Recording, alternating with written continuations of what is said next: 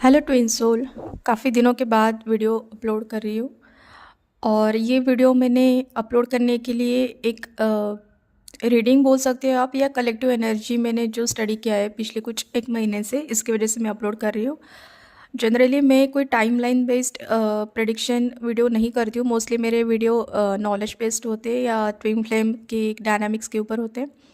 But ये video मुझे बहुत स्ट्रांगली फीलिंग आई है, इसलिए that's why I am sharing you कि ये जो मंथ ऑफ जनवरी है उसमें कुछ ऐसे एस्ट्रोलॉजिकल कॉम्बिनेशंस बनने वाले हैं या बन सकते हैं, जिसकी वजह से आपकी लाइफ में इन टर्म्स ऑफ एनी सेक्टर, अभी वो डिपेंड करता है आपका कुंडली का कौन सा भाव में वो ट्रांजिट हो रहा है।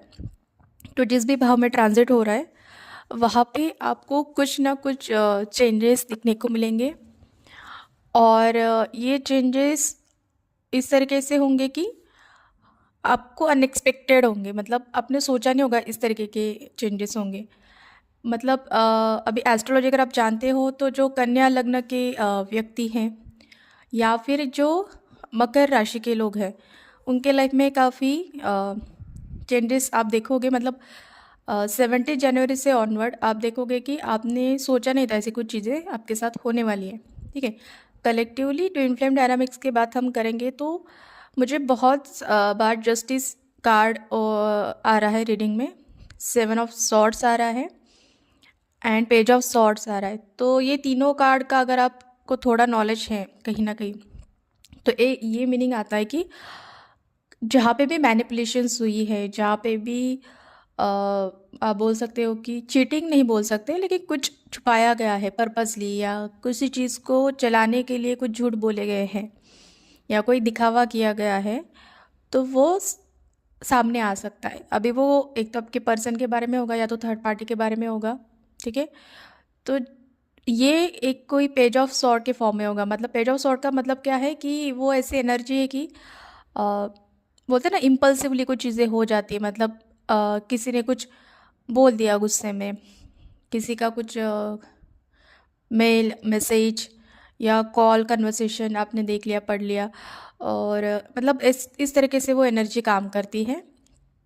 तो with in a few months collectively अगर ये एनर्जी से आप रिजोनेट करते हो कि आपको पता है कि आपकी थर्ड पार्टी सिचुएशन में थर्ड पार्टी ने कुछ तो भी मैनिपुलेशंस किया है, whether in terms of spell also, अगर उसने स्पेल्स भी किए हैं या कुछ और भी किया है मेंटली इमोशनली, या कुछ उसने दुख दर्द भरी कहानी आपके ट्विन और उसकी फैमिली को बता के कुछ चीज़ें की है, इनोसेंट दिखने का ट्राई किया है, तो वो सामने आ सकता है। तो अगर आपकी ये सिचुएशन है और अगर आप ये एनर्जी से रिजोनेट करते हो, मतलब कि आपके पर्सन को भी पता है कुछ हद तक कि ये कनेक्शन डिवाइन है और उनके साथ जो कनेक्शन है वो कार्मिक है, लेकिन वो छोड़ नहीं पा रहे थे, तो वो छोड़ने की वजह मिलने वाली है। आप इस तरीके से इसको देखो। ये रीडिंग बताने के बाद मैं कोई आपके अंदर होप नहीं जगाना चाहती हूँ। You should be like wait and watch mode में। तो अगर सच में गलत हुआ है आपके साथ तो just surrender it to God, कि आपको ऐसे बोलना है कि भगवान जी ये मेरा केस मैंने आपके कोर्ट में अभी डाल दिया है, अब इस पे जस्टिस करना आपका काम है, और you just let go. Okay, let go का मतलब जैसे आप जज के ऊपर अपना छोड़ देते हो ना कि जज जो बोलेगा वही होगा। आप जब ये इस तरीके से आप सोचते हो ना तो वो जस्टिस मिलता है। और जस्टिस सिर्फ इसलिए नहीं मिलेगा क्योंकि आप चाहते हो, जस्टिस हमेशा ट्रूथ के लिए होता ही है। तो ट्रूथ ऐसी चीज़ है, सच ऐसी बात है कि कोई उसको सामने लाने के लिए कोई एफर्ट्स नहीं करने पड़ते। ट्रूथ की खुद की एक कैपेसिटी है कि वो खुद रिवील हो जाता है। तो ये जस्टिस होगा, सिर्फ आपके लिए नहीं लेकिन सच्चाई की जीत के लिए होगा। तो अगर आपके इस केस में ये सिचुएशन है, आपको बस वेट एंड वॉच करना है जनवरी फेब में।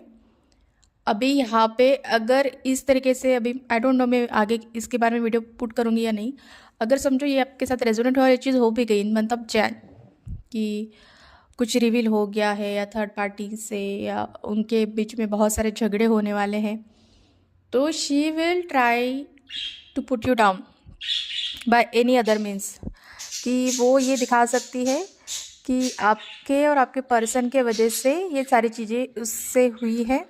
मतलब जब उसके ऊपर कीचड़ आएगा तो वो कहीं ना कहीं आपके ऊपर कीचड़ डालने की कोशिश करेगी। तो फेब और मार्च मंथ में आपको उसके रिगार्डिंग फिर थोड़ा सेफगार्ड करना पड़ेगा। अगर आपको सुनने में आ रहा है, पता चला कि उनके बीच में झगड़े हो रहे हैं, तो आपको कम्युनिकेशन एकदम मिनिमल कर देना है अपने मस्कुलाइन के साथ। ठीक है, आई नो आपको क्यूरियोसिटी होगी कि क्या होगा, क्या क्या हुआ है, क्या हो रहा है, बट आई वुड से कि जब उसको पता चल जाएगा कि सब छूट रहा है हाथ से ना, जब she will go to any extent, मतलब वो किस भी हद तक जा सकती है। यहाँ पे थर्ड पार्टी का मतलब हमेशा कोई वाइफ नहीं हो सकती है, लड़की नहीं, it could be a man, it could be a family, और it could be any person जो आपको पता है कि उसके वजह से आपकी रिलेशनशिप में बड़ा ऑब्स्टेकल बना है, और वो कार्मिक एनर्जी है, डिवाइन एनर्जी नहीं है। तो this is for month of January 2026। अगर रेजोनेट होता है, आपके लाइफ में चीज़ें होती है, तो आप मुझे बाद में कमेंट करके पूछ सकते हो। ठीक है, थैंक यू।